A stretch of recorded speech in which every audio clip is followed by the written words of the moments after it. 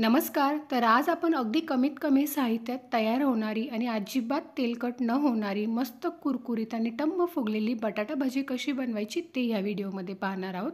सोडा वगैरे काहीही न वापरता तरीसुद्धा भजी मस्त टम्म फुगते आणि छान कुरकुरीत तयार होते. चला तर वेळ न वाया घालवता व्हिडिओला सुरुवात करूया. तर इथे मी 2 मोठ्या साईजचे बटाटे साल काढून अशा पद्धतीने स्लायसरने त्याचे स्लाइस कट करून घेतलेले आहे. तुम्ही बघू शकता खूप जास्त जाड किंवा खूप जास्त पातळ देखील करायचे नाही आहे. अगदी मध्यम साईजचे आपल्याला हे स्लायसरने बटाट्याचे काप तयार करून घ्यायचे आहे. त्यानंतर स्वच्छ पाण्याने धुवून घेतलेले आहे आणि एखाद्या रुमालावर किंवा छान कॉटनच्या कपड्यावर आपल्याला हे सर्व काप अशा पद्धतीने पसरवून ठेवायचे आहे.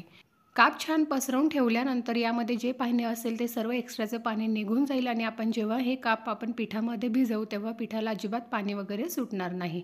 त्यानंतर एका मिक्सिंग बाउलमध्ये इथे मी 1 वाटी बेसन पीठ घेतलेलं आहे आणि त्याच वाटीच्या प्रमाणामध्ये इथे मी अर्धी वाटी तांदळाचं पीठ घेतलेलं आहे. तांदळाच्या पिठामुळे भजी छान मस्त कुरकुरीत बनवून तयार होतात. त्यानंतर इथे मी 1 चमचा ओवा घेतलेला आहे. ओवासुद्धा आपल्याला यामध्ये घालून घ्यायचा आहे. तर इथे मी हिरवी मिरची वगैरे न वापरता इथे मी चिली फ्लेक्स घेतलेले आहेत. आपली जी लाल मिरची असते तीच बारीक कुटून घेतलेली आहे. यामुळे सुद्धा भजीला मस्त अशी टेस्ट येते. त्यानंतर चवीनुसार मीठ घालायचं आहे आणि बारीक चिरलेली इथे कोथिंबीर घालायची आहे. तुम्ही चिली फ्लेक्सच्या ऐवजी इथे तुम्ही हिरवी मिरचीसुद्धा वापरू शकता. अगदी चिमूटभर यामध्ये हिंग घातलेला आहे.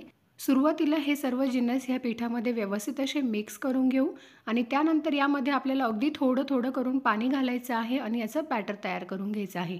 पाणी घालताना अगदी थोडं थोडं करूनच वापरायचं आहे जेणेकरून आपल्याला अंदाज येईल. आणि बॅटर बनवताना आपल्याला ते खूप जास्त पातळ किंवा खूप जास्त घट्ट देखील बनवायचं नाही आहे. तर हे पहा इथे मी तुम्हाला दाखवते अशा पद्धतीचं आपल्याला इथे बॅटर हे तयार करून घ्यायचं आहे. त्यानंतर सर्वात शेवटी इथे मी अगदी चिमूटभर यामध्ये हळद घालते आणि पुन्हा याला एकदा व्यवस्थित असं मिक्स करून घेऊ. बॅटर जर तुमचं जास्त घट्ट झालं तर भजी जी आहे ती नरम पडतात, छान कुरकुरीत तयार होणार नाही.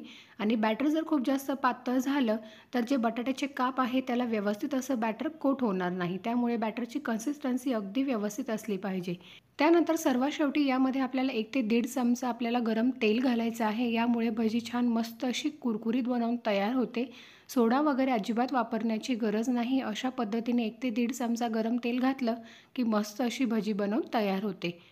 तर आता आपल्याला एक बटाट्याचा काप घ्यायचा आहे. अशा पद्धतीने पिठामध्ये डिप करून आणि एक्स्ट्रा जे पीठ असेल ते साईडला काढून घ्यायचं आहे. आणि आता आपण हे गरम तेलामध्ये भजी काढून घेणार आहोत.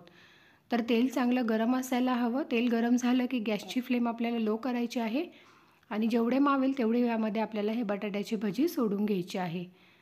तर हे पहा अशा पद्धतीने मस्त इथे मी भजी सोडून घेतलेली आहे. छान दोन्ही साईडने क्रिस्पी होईपर्यंत आपण हिला तळून घेणार आहोत. तुम्ही बघू शकता मस्त अशी आपली बटाट्याची भजी इथे फुललेली आहे. हे पहा छान दोन्ही साईडने अगदी मस्त क्रिस्पी होईपर्यंत आपण हिला आता तळून घेणार आहोत.